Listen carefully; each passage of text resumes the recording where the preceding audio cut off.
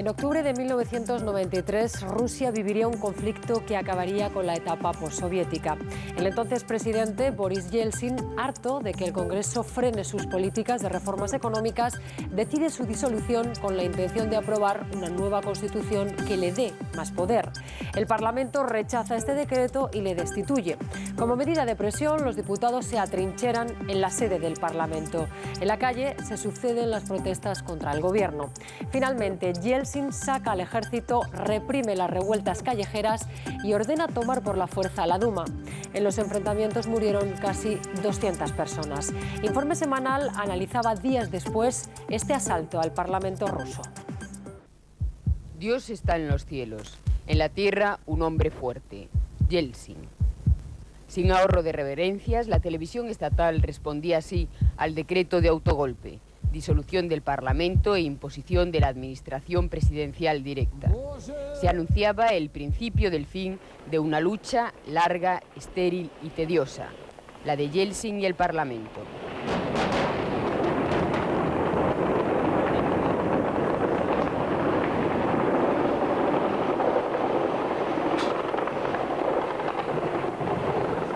El ejército daba el cerrojazo a una oposición atrincherada durante 10 días en el Parlamento. Una oposición que en un principio argumenta su resistencia con solidez. La Constitución ha sido violada. Nosotros nos emplearemos en rehabilitarla. Pero la desmesura terminará desplazando los buenos propósitos iniciales. Las bajas van mermando las filas de la oposición. Primero abandonan los pusilánimes. A los moderados se les arrinconará. Su espacio va a ser llenado por una voz que se agiganta día a día, cada vez más feroz, la voz de los ultranacionalistas y comunistas. Están dispuestos a batallar hasta el final, sin desmayo. Los llamamientos a la desobediencia civil se suceden. La sociedad responde tímidamente. Hay que ignorarlos, dice el gobierno. Son rebeldes, desestabilizadores y enemigos del compromiso. Sin luz, sin agua, sin calefacción, sin teléfono, alimentos que empiezan a escasear. El Kremlin endurece el bloqueo y cuanto más se acorrala a la fiera, más se ofusca esta y más peligrosa se vuelve. Los temores de asalto hacen presa entre los diputados. Los parlamentarios se protegen con máscaras antigás y chalecos antibalas. Se organiza una resistencia armada con más agallas que medios. Pero el perfil del temible enemigo va tomando forma.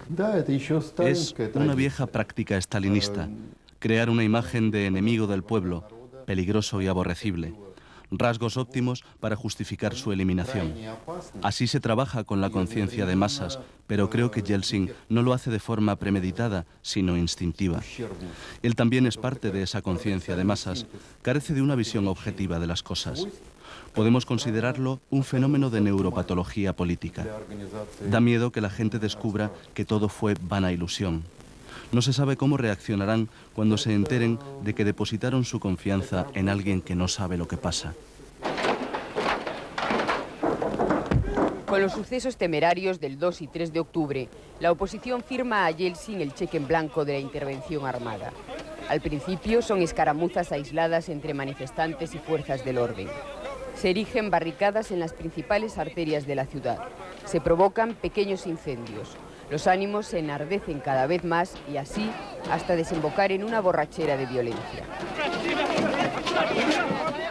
La oposición se prepara para el que cree será el último combate, pero solo era el penúltimo. Las fuerzas del orden comienzan con una espectacular puesta en escena. Desde la emblemática Plaza de Octubre, los manifestantes calientan motores con gritos antigubernamentales.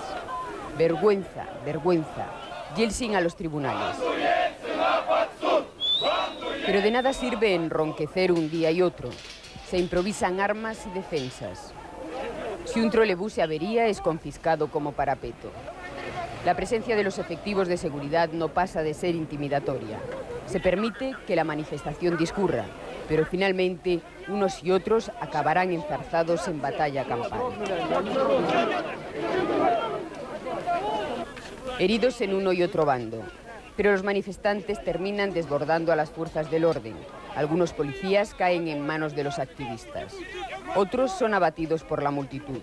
Los que pueden se dan a la huida. Das Vidania, adiós, dicen algunos. Otros echan un vistazo indiferente. La oposición ha ganado y tiene ya su primer botín de guerra.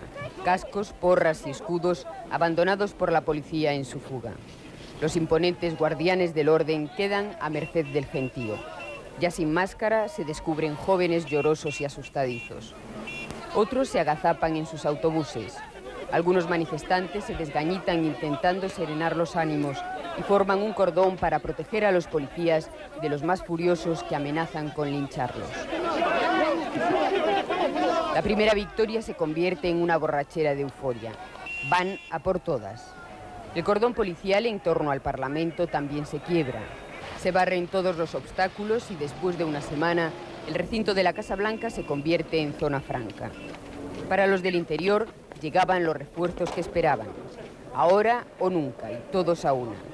Pero en el afán de no perder tiempo se perdió toda capacidad reflexiva. Y Ruskoi ordena la toma de la alcaldía y de la televisión central de Ostankino, el punto más protegido de todo el país.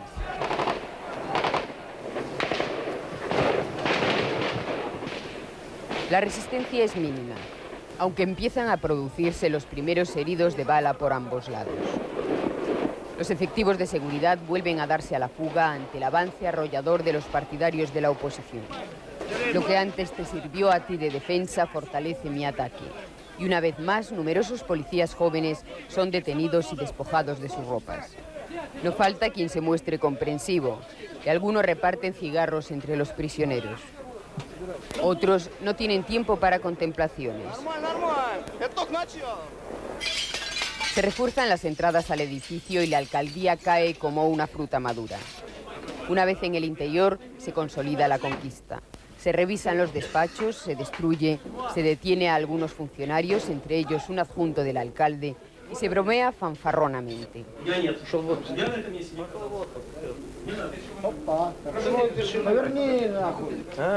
Ключи от мэрии. От лужковских кабинетов ключи, вот они.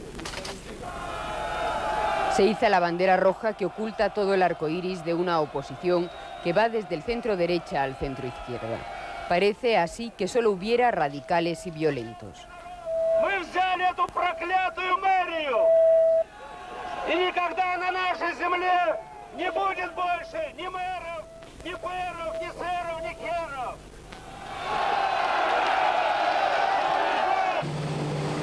Pero los blindados de la división Dzerzhinsky se encaminan ya hacia el Parlamento. Con la puesta del sol, los combates se extienden a la torre de la televisión central, sede de comunicaciones para todo el territorio de la ex Unión Soviética y el punto más custodiado de todo el país. Un grupo de asaltantes, armados unos, inermes otros, se encontraron con una defensa que no vaciló en disparar contra cualquier cosa que se moviera. La sangre empezaba a derramarse.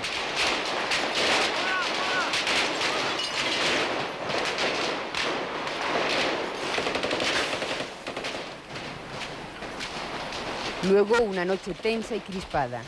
Casi con el alba comenzaba el desenlace. No se sabe quién disparó primero. Nadie escatimó municiones, disparos de obús, cañonazos, ráfagas de Kalashnikov.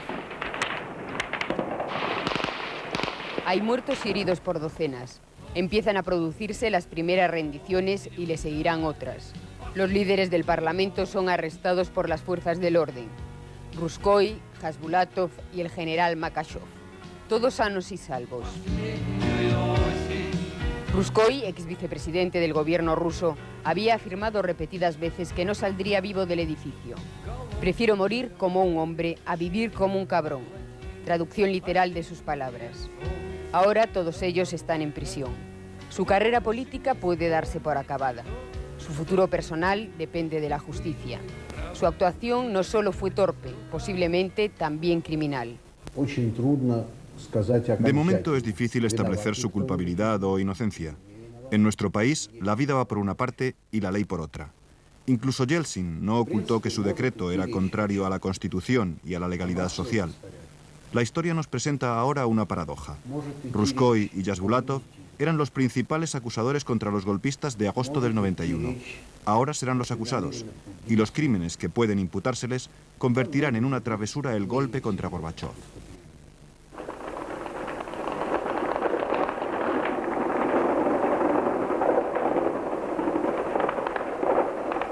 El peligro de los francotiradores se va reduciendo. Miles de personas son detenidas cada noche. Durante el día prosiguen los controles. Pero la amenaza de la resistencia armada pasa a un estado de latencia. No, hay mucha gente que no quiere rendirse, que no quiere vivir con este régimen. Y bien, que nosotros no estamos en favor de la lucha armada, nosotros estamos en favor de la lucha, puede ser legal, con la lucha pacífica, sí, claro, pero también es un fenómeno de la nuestra vida ahora, la lucha armada. Pese a su gravedad, que el terrorismo se asiente en Rusia no es fatal para Yeltsin y su gobierno. Pueden seguir en el poder. No, sin embargo, si la oposición consigue organizarse y plantar un frente de batalla político común. Y este es, precisamente, el objetivo de la oposición llamada legal y pacífica, de cara a las elecciones legislativas del próximo diciembre. Sus posibilidades de éxito son más que reducidas, pero hay que abrir espacios.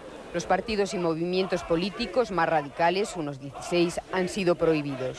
Los medios de comunicación de masas están bajo el absoluto control del Kremlin y muchos periódicos han sido clausurados. Los que salen a la venta muestran el recorrido de las tijeras.